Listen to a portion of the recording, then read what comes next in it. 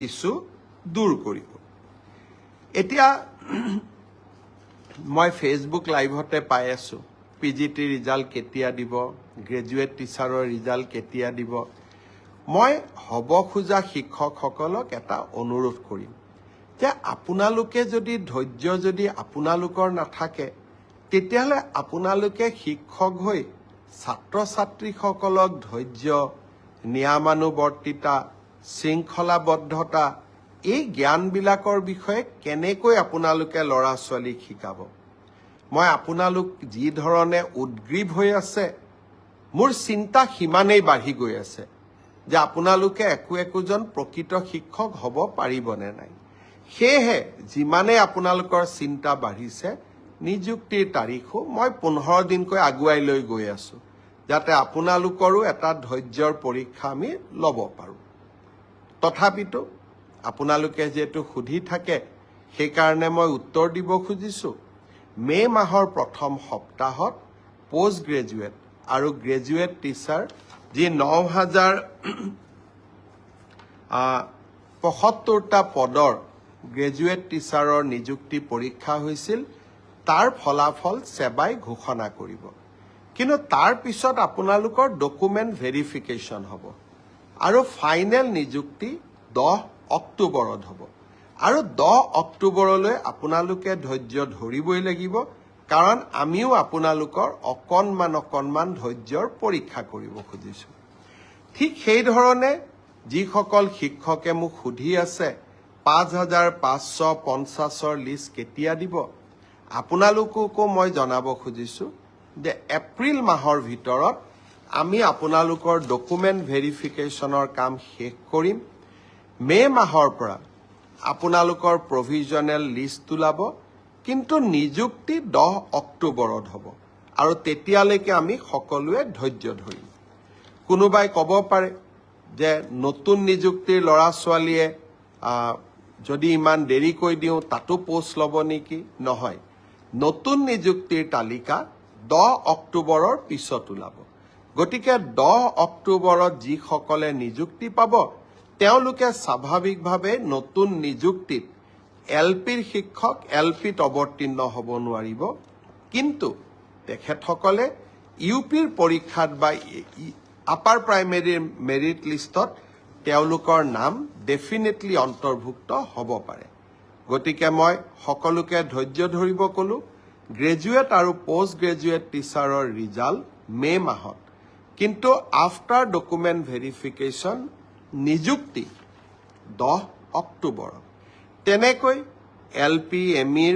5550ৰো document ভেৰিফিকেশনৰ কাম এপ্ৰিল মাহত আমি সমাপ্ত কৰিম মাৰ্চ মাহৰ পৰা প্ৰভিজনেল লিষ্ট ওলাব কিন্তু নিযুক্তি 10 অক্টোবৰত হ'ব এতিয়া মই আহিছো এটা নতুন চৰকাৰী আঁচনিৰ বিষয়ে অহা 19 তাৰিখে দিনৰ 11:30 বজাত আমি অসমৰ প্ৰতিটো সমষ্টিতে একোখনকৈ মিটিঙৰ জৰিয়তে 3,80,000 লোকলৈ প্ৰধানমন্ত্ৰী আৱাস যোজনাৰ ঘৰ আগবঢ়াম বহুতে মোক কেতিয়াবা প্ৰশ্ন কৰে যে পকা ঘৰ থকা লোকেও প্ৰধানমন্ত্ৰী আৱাস যোজনাৰ ঘৰ পাইছে 19 তাৰিখে যিসকল লোকে আমাৰ পৰা অনুমোদন পত্ৰ ল'ব আহিব বা চৰকাৰৰ পৰা চেক পাব তাৰ ভিতৰত যদি আপোনালোকে ভাবে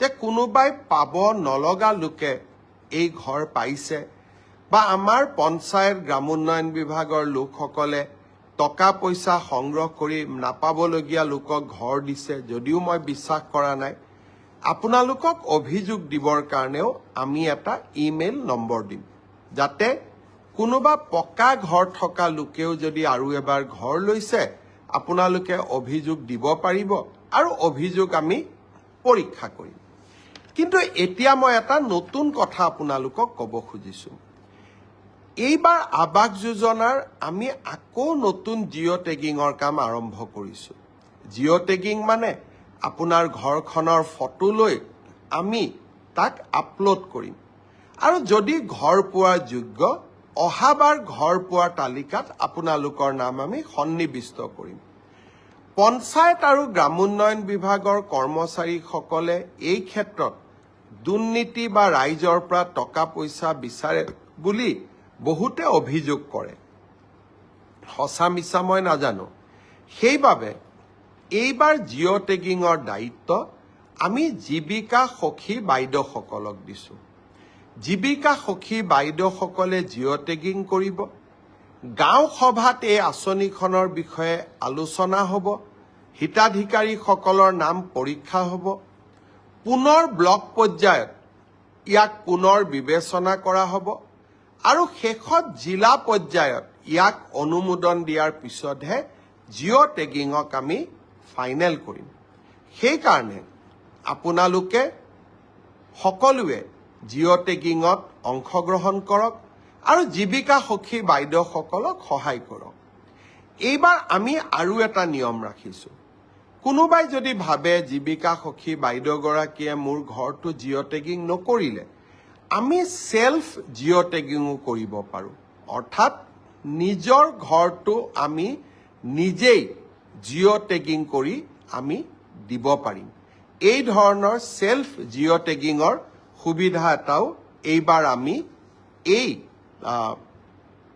নতুন জিঅ' টেগিঙৰ সৈতে সন্নিৱিষ্ট কৰিছোঁ। জীৱিকা সখী বাইদেউসকলে জিঅ' টেগিং কৰিব। মই বিশ্বাস কৰোঁ যে বাইদেউসকলে এটকাও কাৰোৰ পৰা নোখোজে আৰু কোনোবাই খুজিলেও নিদি নিজৰ নামটো নিজেও জিঅ' টেগিং কৰিব পাৰিব। 19 তাৰিখে নতুন ঘৰ পাবৰ কাৰণে আমি যি সভাৰ আহ্বান কৰিছোঁ 126টা সমষ্টিত, সেই বিষয়ে মই আৰু অলপ মোৰ ভাষণত তাৰ বিষয়ে আপোনালোকক বুজাই দিম। এডিআৰইৰ ৰিজাল্ট দিলে মই অত্যন্ত আনন্দিত যে তৃতীয় আৰু চতুৰ্থ শ্ৰেণীৰ ৰিজাল্ট দিয়াৰ পিছত সকলোৱে এটা কথা স্বীকাৰ কৰিছে যে এই ৰিজাল্ট মেৰিটৰ আধাৰত হৈছে, মেধাৰ ভিত্তিত হৈছে। আৰু সঁচাকৈ চৰকাৰী চাকৰি আমি মেধাৰ ভিত্তিত দিয়াৰ বাবে প্ৰতিশ্ৰুতিবদ্ধ। এতিয়া কোনোবাই মোক কৈছে, মামা কাট অফ নম্বৰ বহুত হ'ল। কাট অফ নম্বৰটো চৰকাৰে নিয়ন্ত্ৰণ নকৰে। যদি 3000 পোষ্ট থাকে, আমি 2জন কৰি বা 3জন কৰি উত্তীৰ্ণ প্ৰাৰ্থীক মাতো। 3000 পূৰণ 2, 3000 পূৰণ 3, 9000। মেৰিট মতে 9000 নম্বৰটো আহি যোৱাৰ লগে লগে 9000 নম্বৰ লাভ কৰা ব্যক্তিজনৰ যিটো নম্বৰ, সেইটোৱে কাট অফলৈকে ৰূপান্তৰিত হয়। কাট অফ কোনেও বনাই নিদিয়ে। কাট অফ ছাত্ৰ ছাত্ৰীসকলৰ পৰীক্ষাৰ ফলাফলে নিৰ্ণয় কৰে। কোনোবাই যদি ভাবে যে কাট অফ বেছি হৈছে, তাৰ মানে ইয়াকে বুজাব পাৰি যে সঁচাকৈয়ে এইবাৰ পৰীক্ষা